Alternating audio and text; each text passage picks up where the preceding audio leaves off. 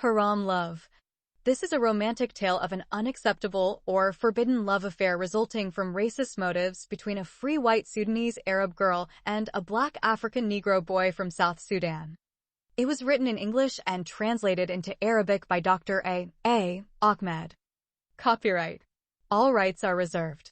No part of this book may be reproduced, stored in a retrieval system, or transmitted in any form or by any means without the prior written permission of the author except by a reviewer, who may cite brief passages from the review for printing in a general magazine, a school journal, or a university article. All characters in this love story are fictitious and any resemblance to real people, living or dead, is purely coincidental. Chapter 51. Life threat against the brave Arab girl. Kalaba neighborhood is the second most popular place where Sudanese students like to spend their evenings in Bombay. It is a widely popular tourist site. Many visitors to Bombay are Arabs from Saudi Arabia, Kuwait, Oman, Muscat, and the Gulf countries. Everything a foreign tourist needs to entertain himself is available in Kalaba. There are many Arabic restaurants there. There is also the famous five-star Hotel Taj Mahal Palace. It was built on the shore of the Arabian Sea. Everyone in Kalaba speaks Arabic and Hindi. Kalaba is also famous for its large commercial center. Moreover, the place is famous for having the most beautiful girls in Bombay. As a result, tourists who have no interest in sightseeing allow beautiful, slutty Indian women to become their main sexual attraction. 99% of Arab tourists come in thousands every year to India to enjoy cheap sex with those local prostitutes. As people say, tourism for the Arab man is the woman. Everywhere they go in the world, Arab tourists look for prostitutes and street hookers. For North Sudanese students, Kalaba is the place where they feel closest to their Arab culture. Besides, its strategic location made it the best playground for political and religious activities. Political and religious groups that have an article to distribute or a critical issue to discuss will stay up there late into the night. After having dinner at the International Students' Hostel, the foreign Sudanese students will proceed to Kalaba. On Sunday evening at 7 o'clock, the Communist Party issued its report on the fight between the brave Arab girl Insaf and the head of Ansar al-Sunnah Mohammadiyya. An hour later, the Muslim Brotherhood circulated another article on the same topic. The first article favored Insaf's courageous action and condemned the action of the religious leader of the Sunni Mohammadiyya community. The group in question put out a newsletter 3 hours after the accident. In the bulletin, they described Insaf as a Muslima who had converted to Christianity, God forbid, and an apostate girl who had fallen from the religion of Abraham. They encouraged all Muslim students, foreign or Indian, to shed her blood and kill her as an apostate Muslima who became a Christian infidel. Moreover, they stated that their leader boarded the 9 p.m. train to New Delhi. The leader of Ansar al-Sunnah went on an urgent mission to the Sudanese embassy in the capital of India to report the crimes of the infidel apostate Sudanese girl, who is also a notorious drug dealer and a dirty prostitute. At 10:30 p.m. that night, the Sudanese Students' Union issued its official report. In their report, they condemned Insaf by name and considered her a disgrace on the bright forehead of Sudan and a scandal for Sudanese Muslim Arab students throughout India. The president of the union promised in his letter that he would send an official report to the Sudanese ambassador to confirm the apostasy of the former Muslima Insaf and expose her other criminal and immoral activities, such as drug trafficking and prostitute in the city of Bombay. Meanwhile, Matthew's Christian family took the life threat to the Sudanese girl Insaf seriously. They have already filed a complaint with the Bombay police against the Ansar-e-Sunnah Mohammadiyya leader and his terrorist group. In their complaint, they asked the Bombay CID police to investigate possible Islamic terrorist activities taking place inside the International Students' Hostel at Churchgate Station area in downtown Bombay. Then the family members gathered that night on their balcony to discuss the seriousness of the life threat and find a way to protect the innocent young Sudanese mother, Insaf. Mark suggested that the family seek advice from Khaled, a Sudanese student from the communist group who was his friend. The Indian family tried to contact Khaled that night to discuss the serious matter with him. Mark went 4 times to his apartment, but he could not find him. On each visit, Mark would write a note and slip it under the door. He asked Khaled to come to his house at any time of the night after he returned to his apartment. The Christian family waited for Khaled until midnight. At 1:30 a.m., Khaled returned to his apartment from the Koloba area to Kalina area. Mark's many notes forced him to rush to the family home. Khaled had already guessed why he was summoned. As soon as he entered the family home, the Indian maid directed him to the balcony. Upon entering, he saw every member still awake and waiting for his arrival. Khaled then showed the family the 4 newspaper articles that had been distributed to the Sudanese students in Kalaba. At Mark's request, he translated the 4 articles for the family. Then Mark asked, "Do you think the religious leader is serious about his life threat for Insaf?" "Yes, of course," Khaled said anxiously. The Sudanese religious leader meant what he said. "What will he do to Insaf?" "There are laws and police in this country," Mrs. Matthew asked angrily. "They may not harm her while she is in India, but their article mentioned that the leader went to New Delhi to meet the Sudanese ambassador." Lillian asked, "What can the ambassador do to Insaf?" "He may return her to Sudan." Mark asked, "Has the ambassador ever sent a Sudanese student to his country?" "Yes, he did that twice."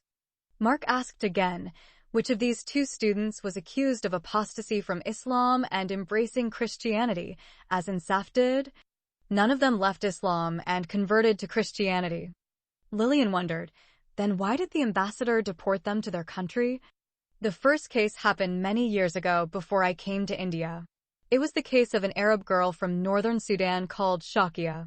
She was accused of having sexual relations with several foreigners and Indians. So, they accused her of being a bad girl and a prostitute. They said that she was riding motorcycles with Indian men and moving freely with Arab foreign men. She also started wearing pants and shirts. When Shakia traveled to New Delhi and tried to renew her passport, the embassy confiscated her passport and returned her on an emergency travel document to Sudan. The Sudanese ambassador sought help from New Delhi police to extradite her to Khartoum.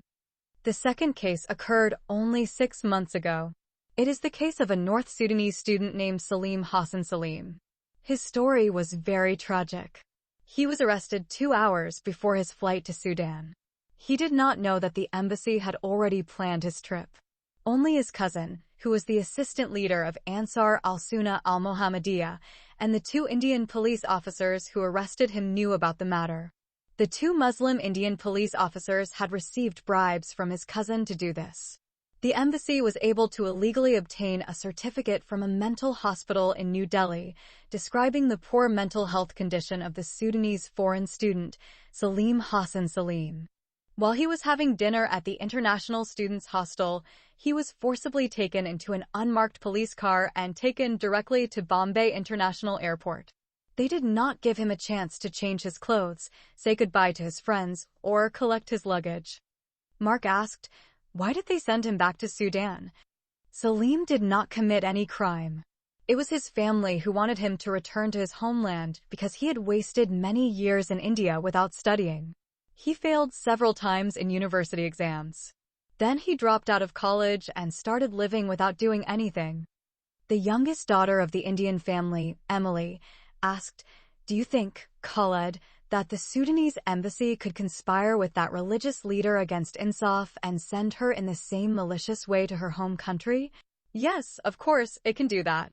The embassy will plan something very soon to bring her back to Sudan."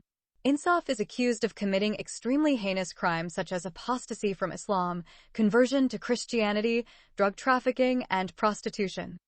When Khaled said those words, Insaf started crying. The Indian mother put her hands around her waist and hugged her very warmly. "Don't worry, my daughter Insaf," Mrs. Matthew said sadly, "we will not keep our hands idly and allow these terrorist Muslim religious fanatics to take you back to Sudan to execute you as an apostate Muslim woman." Her son Mark said, "I don't think anyone can extradite Insaf to Sudan because the Bombay Narcotics Police has her Sudanese passport. Moreover, she is still on trial." The Sudanese atheist student Khaled said, "These terrorist Muslim fanatics have no regard for any foreign laws or concern for human rights. If they had the opportunity tomorrow, They would kidnap Insaf and return her in handcuffs on the plane to her country, as they did to the girl Shakia. After a long silence, Mr. Matthew said, "What I do not understand is, did that religious leader who went to the embassy to complain against Insaf because she converted from Islam and embraced Christianity, or because she slapped him in front of his aides?" Mark answered his father's question. "It is clear that this is because she converted to Christianity." Mr. Matthew continued with a second question. "What made you say that?" Mrs. Matthew said to her husband, "Mark is right. Insaf hit by her high heel and blinded that bad Sudanese student who insulted her in the criminal court, and no person legally sued her to the police or complained to the embassy." Everyone agreed with Ms. Matthews' conclusion. "Listen, Khalid," Mark said. "Insaf has become one of our family. Before you came here, we planned to send her to southern India. We have many close Malayali relatives in Kerala province. The only problem is that she is on trial in Bombay, and so she must be here. She has to appear in court every 2 or 3 months before the judge. What is the correct measure in your opinion to protect her from these Islamic terrorist groups?" I was talking with my communist friends about the issue of Insaf before I returned today. We all agreed that she should apply for refugee status in India. If she is granted refugee status, neither the Sudanese embassy nor the Indian police will be able to force her to return to her homeland, Sudan. "What an excellent idea," Mark said excitedly. "How can she get refugee status?" Mrs. Matthew asked. "She must go to New Delhi and apply for asylum in India at the United Nations office. They will ask her to file her case and explain why she is afraid to return to her country." "Khalid is a very smart young man," Emily said happily. "Listen, my son Mark, you have to book a flight for me and Insaf to New Delhi tomorrow," Mrs. Matthew said. Mark said, "Okay, Mom."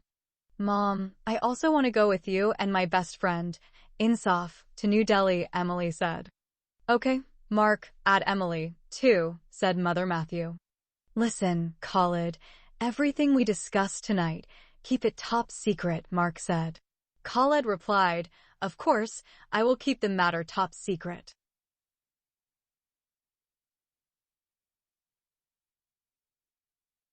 Chapter 52. The Evil Conspiracy Against the Sudanese Arab Girl. The appearance of the accused Arab wife Insaf before the court has become monotonous, to the point that she can predict everything that will happen. The suspects gather in the courtroom, the judge enters, everyone stands, someone takes their attendances, the judge makes another appointment, and then everyone is asked to attend the next hearing day. Insaf was told by suspected foreign girls that this repeated process could continue for many years before an Indian judge could finally investigate their case and decide who is guilty and who is innocent among them. In one of these frequent court sessions, Insaf came to the criminal court with Mark and his wife, Lillian. She carries her baby Dang Jr. on her shoulder. The Indian judge came as usual and everyone stood on their feet. He sat down and they sat down. The clerk of the court came forward and announced their names, starting from suspect number 1 Christina until he reached suspect number 10 Insaf. The 10 suspects are an ugly, hunchbacked old Afghan man over 70 years old, his beautiful 23-year-old Indian girlfriend who calls him Sugar Daddy, a Nigerian man, 4 Sudanese girls, and 3 Sudanese boys. The old Afghan man was the one who sold drugs to the Sudanese girl, Christina, on the day of the mass arrest. His beautiful Indian girlfriend known as Radha Krishna is younger than his Afghan granddaughter named Tahira. The beautiful and sexy Indian prostitute Radha Krishna cares about the money in his pocket instead of his ugly face and old age. As soon as she showed herself, Insaf took her little child and placed him on her shoulder. She knows her attorney will inform her about her next appearance date. As she stood up, she heard her name called again. The Indian judge shouted, "Insaf Salah al-Junaid." The Arab wife was surprised to hear her name called twice. She thought the court clerk had pronounced her name again mistakenly. Insaf answered loudly, "I am present, sir." The main judge said in a deep, commanding voice, "Is it possible for you to come here?" Then Insaf turned her face and looked for the person who had invited her to come forward. She was terrified when she discovered the source of the voice ordering her to come forward. Instead of coming to him, she sat on the same bench and remained silent. The Indian judge shouted at her, "Aren't you the suspected Sudanese foreign woman, Insaf Sulla al-Junaid?" "Yes, I am," the Sudanese girl said in a trembling voice as she wept. The judge shouted angrily, "Come forward, then." Insaf stood up from the seat, carried her son on her shoulder, and walked slowly towards the angry Indian judge. "Come here quickly," the judge ordered. The frightened Arab girl quickened her steps and then stood in front of him, her body trembling with terror. "Listen carefully to what I have to say to you," the judge continued, speaking seriously and in a loud voice. "I received this letter from the legal advisor of the Sudanese embassy. It was supported and endorsed by the Sudanese ambassador himself. The embassy requests the court to transfer your case to Sudan to be tried there. There is a mutual relationship between India and Sudan, so I have the right to refer your case to a Sudanese court in Khartoum. I would have done it without telling you if you hadn't been indicted on drug trafficking charges.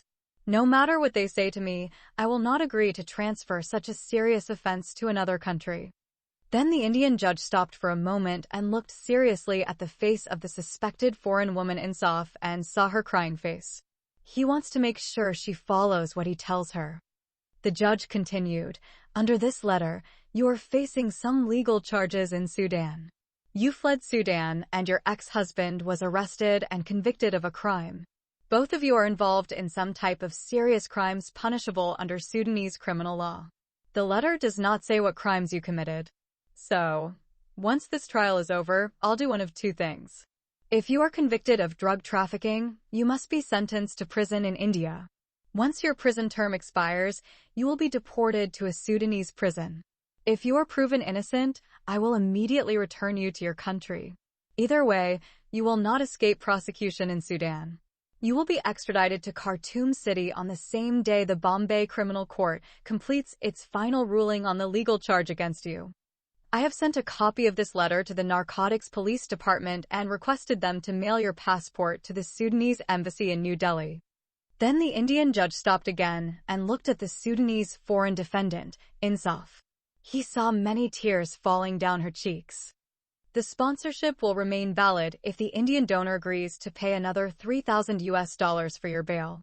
You have 1 week to contact the donor and inform him of the additional fee. If he is not ready to pay the rest of the amount, some policewomen will come to your place and take you back to the women's prison, and you have to stay there until this drug trial is over." As soon as the judge finished his instructions, Insaf felt as if a long, dark tunnel had suddenly opened before her. She covered her face with one hand and began to cry bitterly. Mark and Lillian rushed to her and led her out of the courtroom by the hand. Outside the court, the sad Arab wife began to hear the joy and applause of the northern Sudanese students. As usual, they started shouting many insults at her. The Sudanese student who lost his eye and became blind due to her attack with one of her high heels screamed at her and called her again, a disgusting whore with a big, smelly pussy.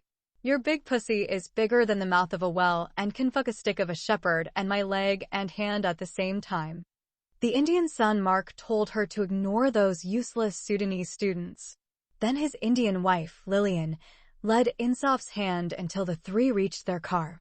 The Sudanese students followed her to the car and formed a mob. At the same time, they are happy and thank God for what their embassy did to the filthy apostate Muslima Sudanese woman and the notorious drug dealer who left Islam, embraced Christianity, and became an impure Christian girl. Therefore, they believed that the prostitute Arab girl Insaf brought shame to the name of their beloved country, Sudan, and also corrupted the name of their beautiful religion, Islam. On that day, Mrs. Matthew and Insaf had no choice but to travel by the Rajani fast train from Bombay to New Delhi. Mark tried to find a flight for them, but all the planes to New Delhi were fully booked for the week. The Sudanese embassy's letter to the court forced them to go to the United Nations office in New Delhi and request its assistance.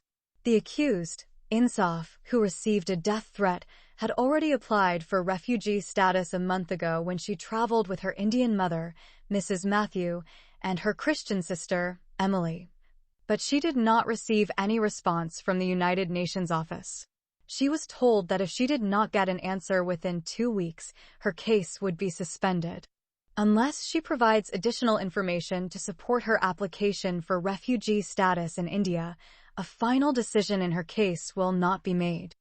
That day, the Indian Christian family discussed the matter with the atheist Sudanese student Khaled, and he warned them that the Sudanese embassy might be planning another way to extradite Insaf to Sudan.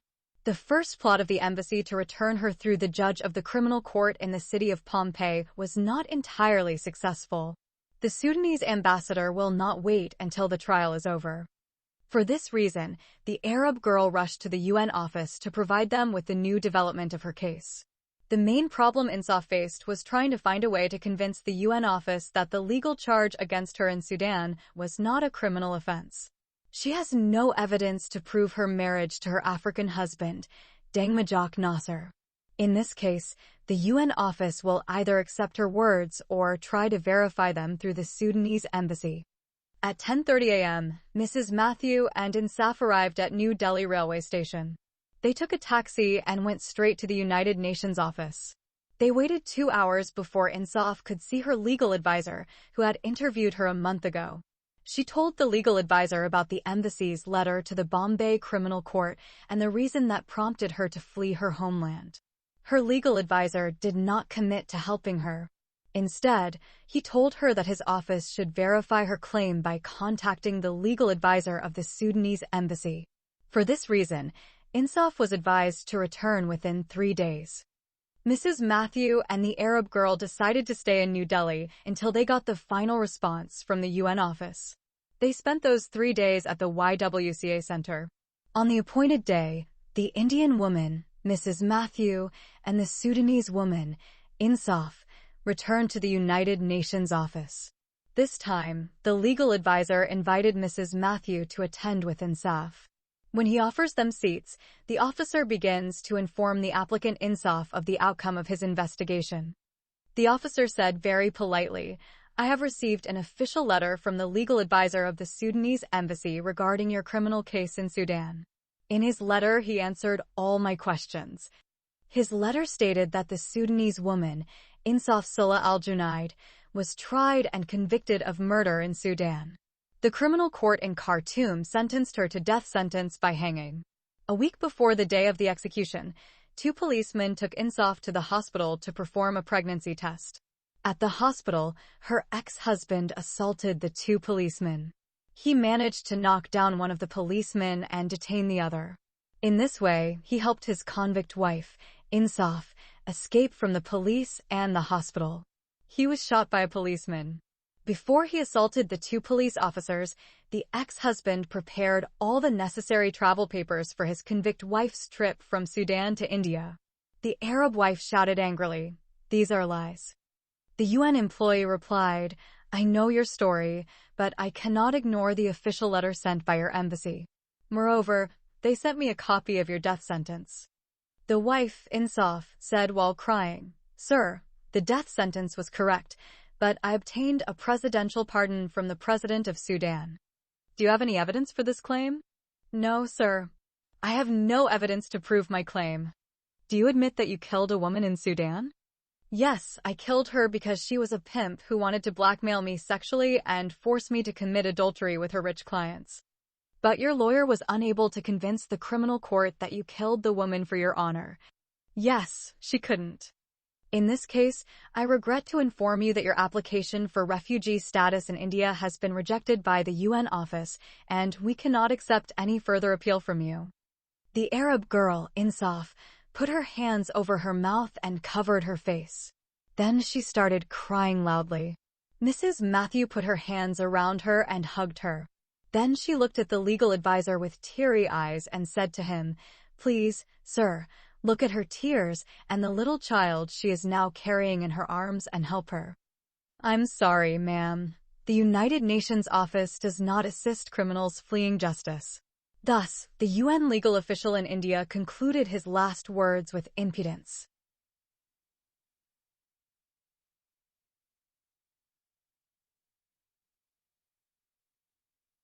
Chapter 53. when all doors of escape were closed in her face. After her application for refugee status in India was rejected by the United Nations office in New Delhi, the Arab wife Insaf realized that her problem had expanded beyond the ability of the Indian Matthew family to solve it. How can they help her escape the law? She can escape and hide somewhere in India. But she resisted this temptation because it might put the good Christian Indian family in trouble with the Indian law. So, the Arab girl is determined to remain loyal to Mrs. Matthew and to her son Mark, no matter what the cost. Therefore, the Sudanese wife Insaf, the rejected asylum seeker, returned to Bombay with her young son Ding Jr. and the good Christian lady Matthew and began to await her inevitable fate. During her next appearance, the Indian judge promised to hold the trial within 1 month. He justified his decision based on receiving numerous requests from the Sudanese embassy regarding the 6 Sudanese students. The embassy opined that innocent foreign students should not miss another year of college, while the guilty should be convicted and punished for their heinous crimes of smuggling drugs from India to other countries. In addition, the legal advisor of the Sudanese embassy revealed to the judge of the Bombay Criminal Court the murder of the evil pimp, Haja Shahada, for which Insaf Sullah al-Junaid was tried and convicted in Khartoum. Accordingly, the Sudanese ambassador asked the court to cancel Insaf's bail and keep her under strict supervision. The judge accepted the request and increased the bail to 700,000 Indian rupees, equivalent to $21,000. Mrs. Matthew and her son Mark agreed to pay the additional amount. The judge promised to give each defendant's lawyer a day to represent his client's defense. For this reason, 4 weeks were allocated for defense. In the 5th week, the court must issue its decision on the drug charges against the 10 suspects. In addition to the 7 suspected foreign students, there is the elderly Afghan man who sold drugs to the Sudanese foreign student, Christina. There was his beautiful teenage Indian girlfriend, Radha Krishna, who was arrested with him on the same day of the mass arrest. For her, he is a red herring and sugar daddy because he is a filthy rich drug lord. The old Afghan man had smuggled himself across the India-Pakistan border and became a refugee in India. He is 75 years old, and his Indian girlfriend is only 23 years old. Deng's wife, Insaf, is the only suspect who came to India on a tourist visa. By then, all 9 suspects had been released on bails paid by their relatives and friends except for the born-again Sudanese Christian foreign student, Adam. He is the only one who remains in prison because there is no one in his church to save him from the depths of the Indian death camp.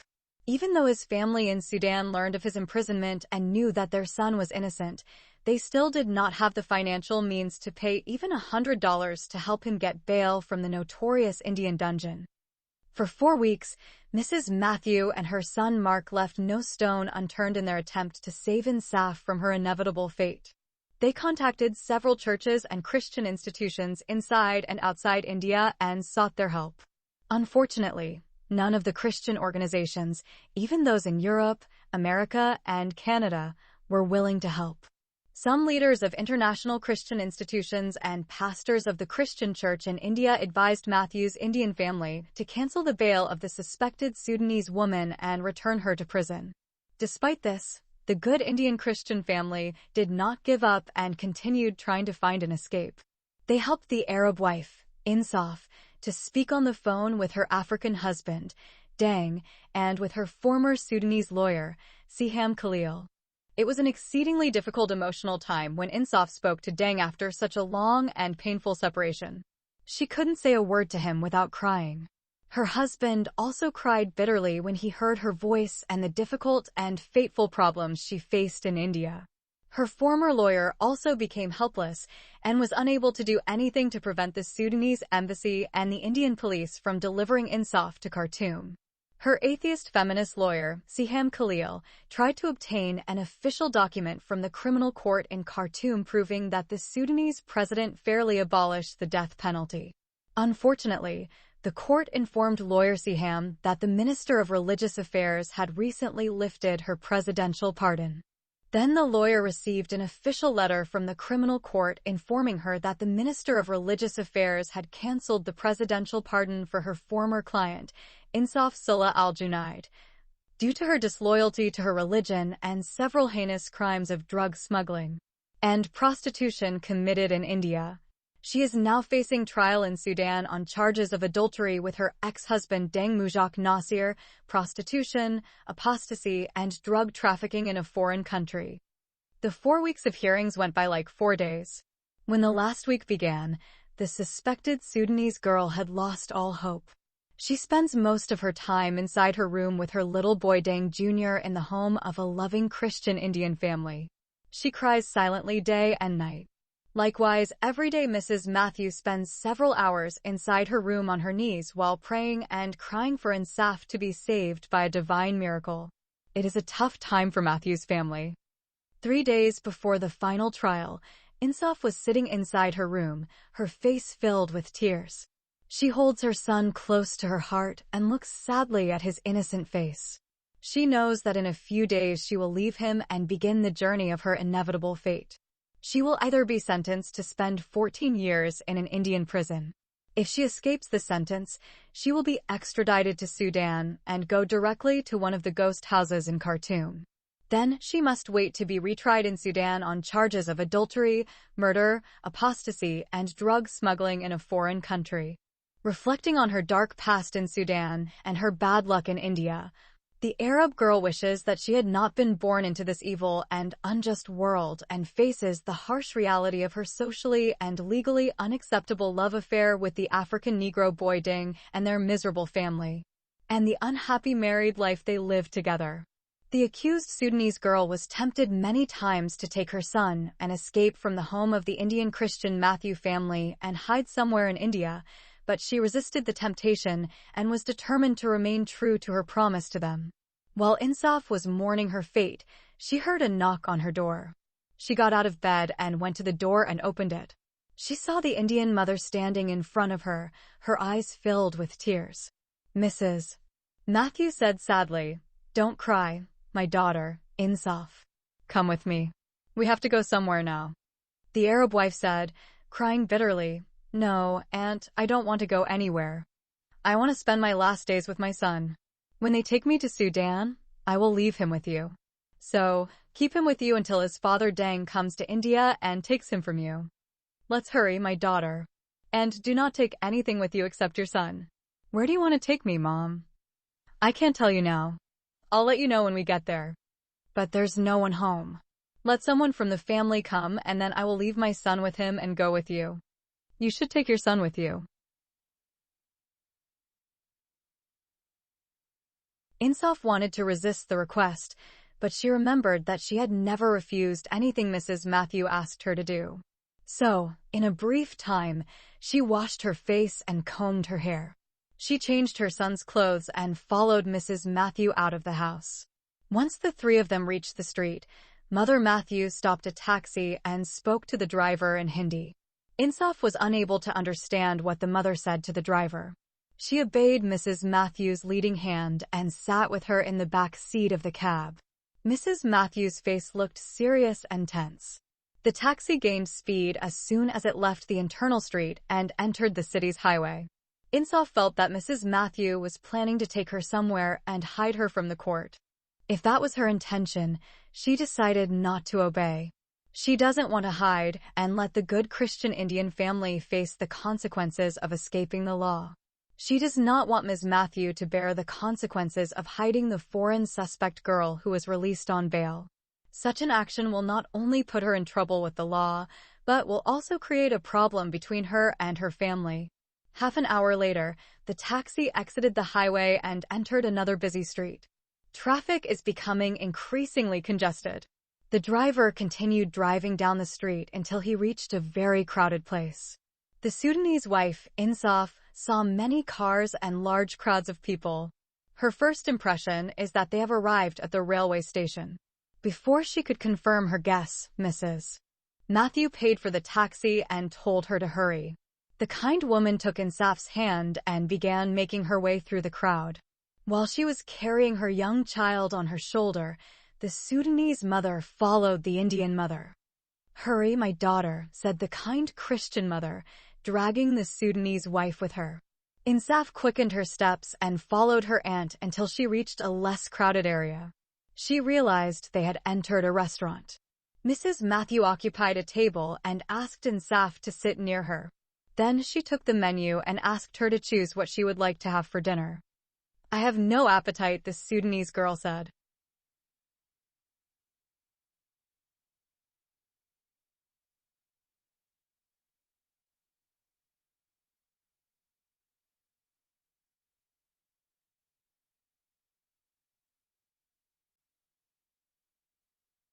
"You have to eat something and feed your baby too," Mrs. Matthew insisted.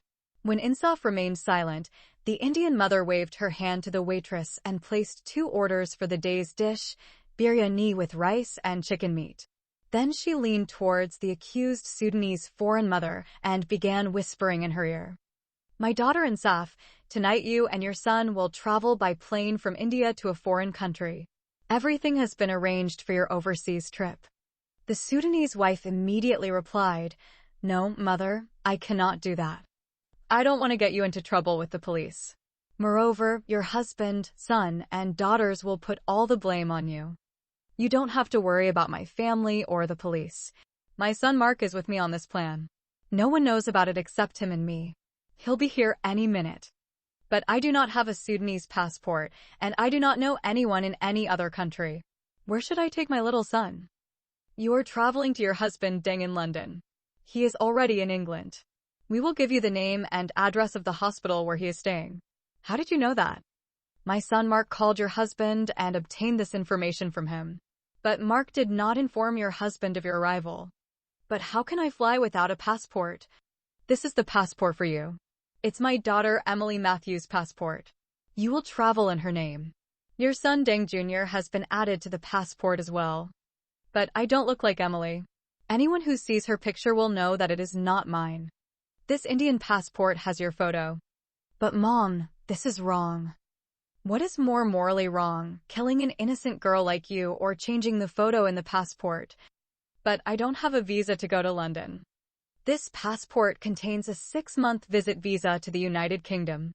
Insaf wants to make more arguments and objections, but Mrs. Matthew pinches her hand, indicating that the Indian waitress is nearby and might hear their conversation. While the waitress was placing the orders on the table, the Arab girl saw that Mark had come and stood behind his mother.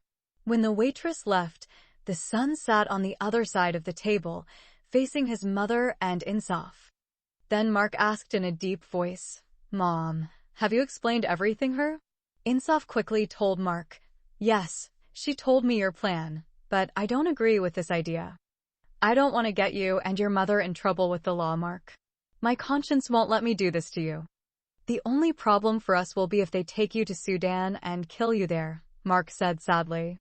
"But you and your mother will go to prison for helping me escape. At most, they might take the bail money.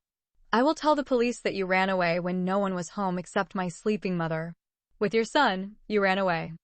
Mrs. Matthew said, "Yes, I will tell the police officers that I was asleep when Insaf left my house. But everyone will think badly of me. The church and all your friends and relatives will think that I have betrayed you." "My daughter, Insaf," said Mrs. Matthew in a sad voice, "they have all already formed a bad opinion of you. Everyone in the church, our friends and relatives, has asked us to cancel your bail and send you back to prison. To them, you're a wolf in sheep's clothing. Many of them have changed their opinion of you and started accusing you of being a murderous criminal girl, a prostitute, and a drug dealer." Mark said, "Listen, Sister Insaf, my mother and I know your moral integrity and innocence, and therefore we are willing to take any risk to help you."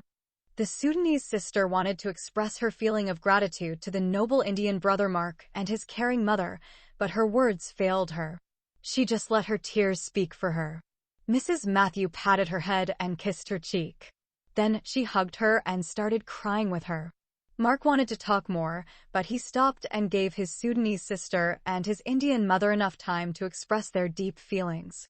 The mother then took Insaf's son, Deng Jr., and kissed him several times before speaking to her Indian son Mark. The Indian mother, still crying, asked her son, "Did you get some foreign money?" "Yes, this $5,000 in cash." Mark then put the money in front of Insaf. "Don't let anyone scam you out of your money," Mark continued. Insaf said as she took the words out of her mouth with difficulty, "You're a particularly good mother. You're a particularly good brother. You're angels in human form." Mark interrupted her, "Hurry, Sister Insaf, the time for your departure to Europe is approaching. We will miss you too."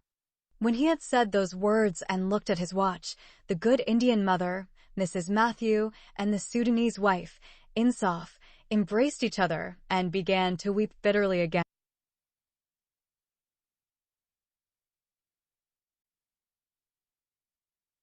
Insaf said as she took the words out of her mouth with difficulty, "You're a particularly good mother. You're a particularly good brother.